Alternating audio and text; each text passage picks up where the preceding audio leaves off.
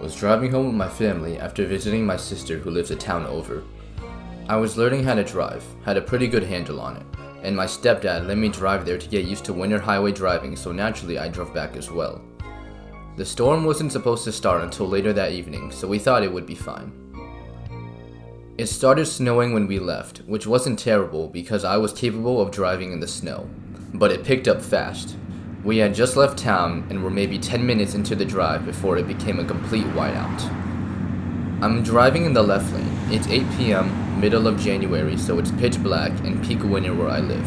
Not to mention, these are Canadian highways. The only lights you're getting for a long stretch are going to be your headlights. I was doing my absolute best not to panic, and was shocked at the level of calm I was able to muster.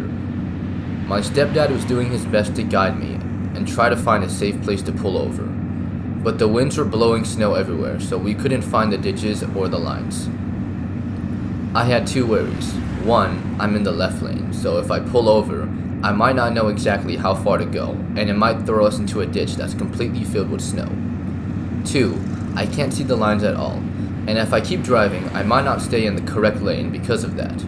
The only thing I could do was to keep driving until I was absolutely certain that it was safe to pull over. I was using the rumble strips as my only guide since the tires were able to get a slight feel for them. Driving 30 kilometers an hour in the 90 zone, my stepdad is guiding me to the road his parents live on so we can have a better place to stop. We passed maybe 8 cars in the ditch between my sister's town and my grandparents' road. At some point, the road was completely covered and the rumble strips weren't noticeable anymore, so I was just going off instinct. I ended up hitting a sheet of ice at an awkward angle and spun out into the oncoming lane.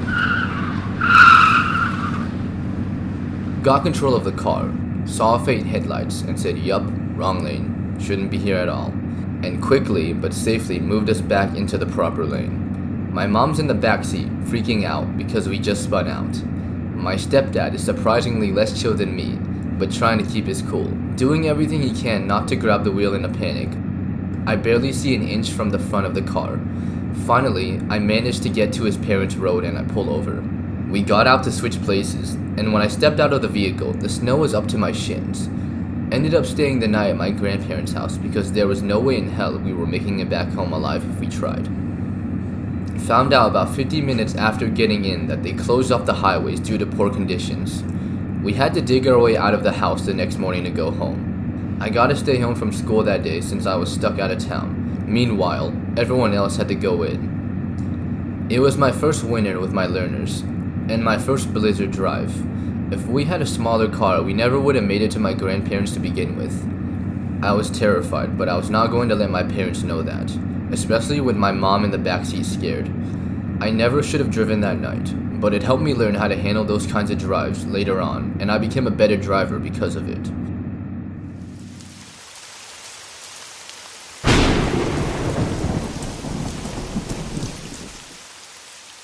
I worked late evenings at a general store and had to walk home at the time because my car was being repaired at the shop. It was raining on and off the entire day, and I had to prepare myself for what Mother Nature decided to throw at me during my journey home. Once every couple of months, I visit a cemetery nearby where I live to place flowers next to my mother's grave. I had planned to do it this evening after work, despite the weather forecast. I already had the flowers all nice and wrapped up and really wanted to stop by her grave. After my shift ended, I began walking. It's not that long of a walk from the town I work in to the cemetery, but it is a bit of a trek from the cemetery to my hometown next door, down a creepy road called High Street. The weather was breezy and the sky was cloudy, so any minute now I could expect it to be raining. I hurriedly made my way up to the cemetery, and by the time I reached it, it began to drizzle. I looked at my phone and noticed the time. I heard the siren of the local fire department go off as I walked into the cemetery to find my mother's grave.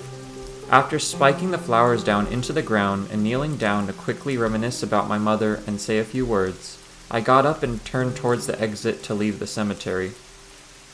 I was past the first row of graves near the exit when I heard the sound of crunching leaves, branches, and twigs. Being cautious, I stood there and waited about a minute in silence before exiting the cemetery and onto the street. Suddenly, it began to rain harder. I had taken my chances and decided not to take an umbrella with me when I left work, and now I was regretting it. Luckily, I was wearing a hooded sweater, so I put the hood up and began to power walk down the road towards the town I live in. I'm coming up to High Street, and now it's looking creepy. Trees on both sides that look dead due to lack of leaves and the darkness of the night, illuminated only by the brightness of a moon that cannot be seen through the cloudy sky. I'm not far down High Street when I hear the sound of a couple squeaky footsteps coming from behind me. I turned around but saw nobody in the darkness of the night. I felt on edge as I continued to walk, all the while listening in behind me. The sound of the rainfall didn't do much to help me, unfortunately, as it began to rain even harder now. I looked behind me a few times on the way down the road and saw nothing but water-soaked road and deathly trees. I can see my town in the near distance and feel a bit less edgy. Not long afterwards, I heard the familiar sound of somebody walking behind me. I thought about walking up to someone's house and pretending I lived there, but I had already passed them by on this road. As I'm looking down towards town, a pickup truck comes turning onto the road and begins to speed up towards me. I quickly jump off to the side and luckily didn't fall into the mud or anything. As I looked behind me to watch the truck speed off, my heart raced for a few seconds as I picked myself back up and hurried my pace. I began to feel more fearful than before.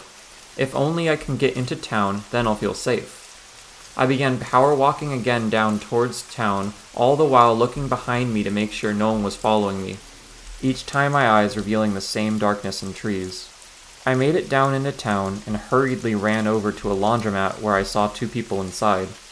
Once I was at the door, I looked behind me and saw somebody standing there looking in my direction at the intersection where High Street ends, now somewhat illuminated by a nearby streetlight. The only thing I could see was a shadow of a man carrying what looked like a drawstring bag in his hand. I watched as he turned around and walked back up High Street.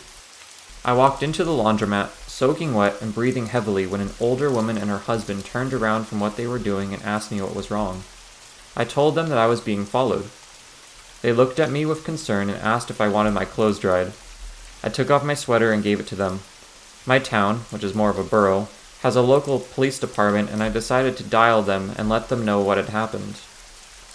Coincidentally, as I stepped outside to buy something out of a vending machine, I saw one of our borough's policemen coming down the road in my direction.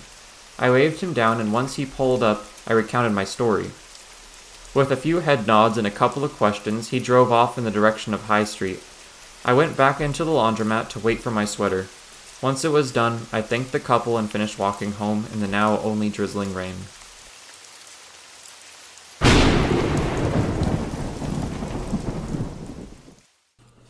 My husband and I were driving home from an out-of-state trip a few years ago in late March.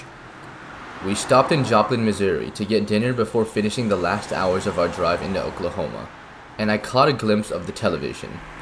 It was a weather forecast showing a pretty nasty storm system a couple 100 miles away. It looked bad, but it also appeared that we would just miss it if we left right then and there and stayed on the turnpike. There is a zone between Missouri and Tulsa, Oklahoma, where there is no exits anywhere to get off for gas or anything. The storm ahead of us looked pretty bad, and we knew we needed to turn out of there, but there was no exits. Lightning struck the side of the road as we passed by, and that's when I realized we were in trouble. After a little while of staring at a wall cloud, my phone started buzzing that there was a tornado warning in our area. I showed my husband, and not 5 seconds later, a funnel cloud started forming in front of us. Finally, an exit showed up, and we swerved through it as what at least appeared to be a rather large tornado touched down. Not sure how big, but we pulled inside a gas station and ran inside with a bunch of strangers. Then the power went out. I called my mom and told her what was happening and that I loved her. I was 100% sure that I was about to be in serious pain. At the last second, this big tornado turned away and destroyed a few houses. I can't remember if anyone died, although I believe there were a few casualties. We got back in the car and drove home. It was one of the scariest moments of my life.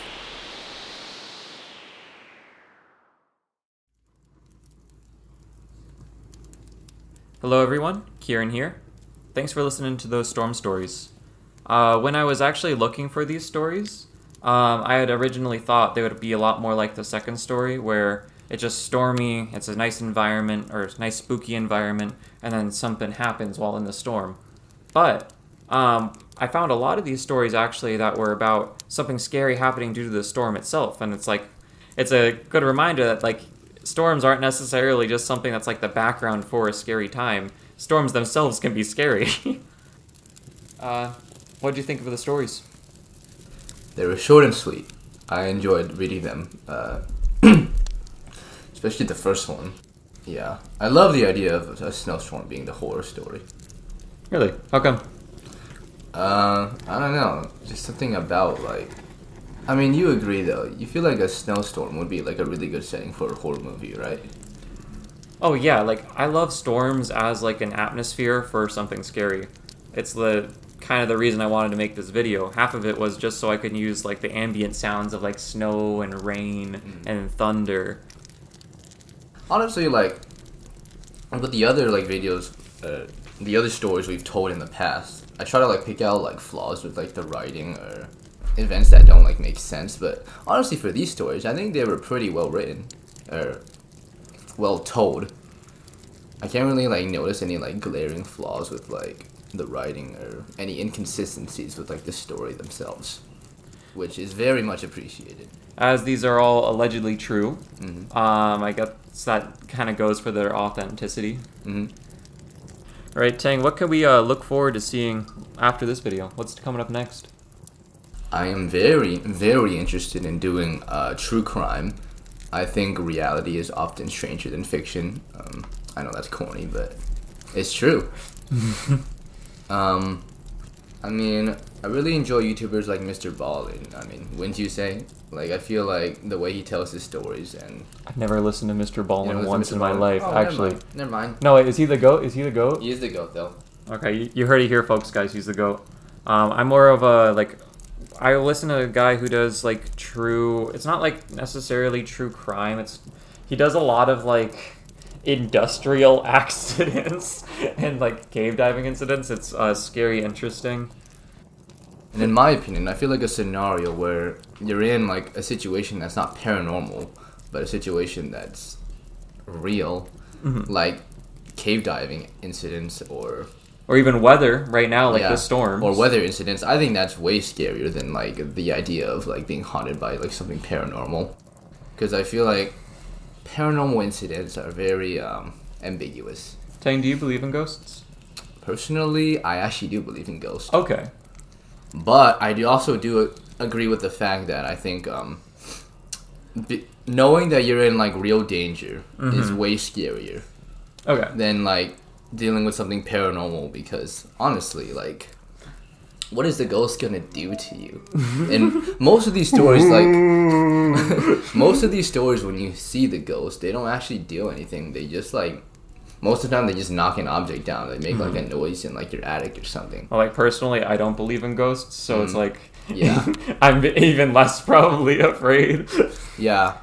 But, yeah, like, if there's something... Nothing feels worse than feeling like, uh-oh, I'm cooked. Yeah, exactly. Like that feeling of peril, real life peril. And helplessness, too. Yeah. Like, you can't do anything about it. Yeah, that's like my main inspiration for starting true crime videos. Okay. Yeah. Well, actually, while we're on the topic of, like, seeing peril right in front of you and you being kind of helpless, time for me to do a little bit of a story time. Tell me. Okay, so, when I was, like, 13... I go outside and I'm with my dad and I look up in the sky and there's what looks like just this massive circular shape in the sky. Like it looked like it's in space and it's getting bigger and bigger.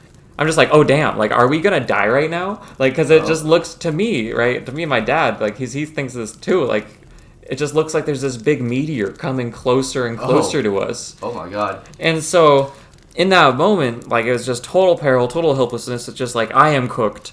And then I think, but, like, I'm not scared, really. I'm just like, oh, it makes a lot of sense. Why would the government, like, say anything about it if everyone's just going to get really scared? Like, wouldn't you rather not know until, like, the last moment that you're all going to die? And so, like, I actually, like, it came over me. I was like, oh, that makes a lot of sense. And that's what I was focusing on more than the fact that, oh, no, I might die. Right. And then the big shape, it's changing also. It's, like, being bigger. It's changing colors and such. Like, it was orange and then it turned to green. And then it just kind of started getting darker and then it started just fading away. So I had no clue what that was. And then my dad tells me there was a SpaceX launch. Yeah, I was going to say, it was probably the SpaceX launch. Yeah, no, that's what it entirely was. We looked it up. It was literally like rainbow, like stars in the sky, right? Well, yeah, we've seen those since then, but that was my first time ever seeing one. Yeah. And so, like, I thought I was dying. I thought we were getting invaded by aliens. Oh, really? When you saw that for the first time? I was with my cousins, and they're like, it's an alien invasion. And back then, I cannot tell the difference between fiction and nonfiction. So I believed him. Yeah. A little embarrassing to admit, but it's true. See, like, people, you came here for the storm stories, and you stay for us talking about being scared of a space launch. And this aliens. video is going to be 10 minutes long, and half of it's just going to be this. Yeah, but the best part. It's the best part, in my opinion. It's the best part? Commentary. Mm-hmm. Yeah. I love doing commentary at the end of these stories. Oh, nice. I like it. I like doing it, too. Yeah. All right. If you guys hate this commentary, please let us know in the comments. If you would like to see more of our videos, please subscribe. And if you would like others to see our videos, like and comment to help us in the algorithm, and it will push us out to other people. Thank you so very much for watching. Thanks, guys.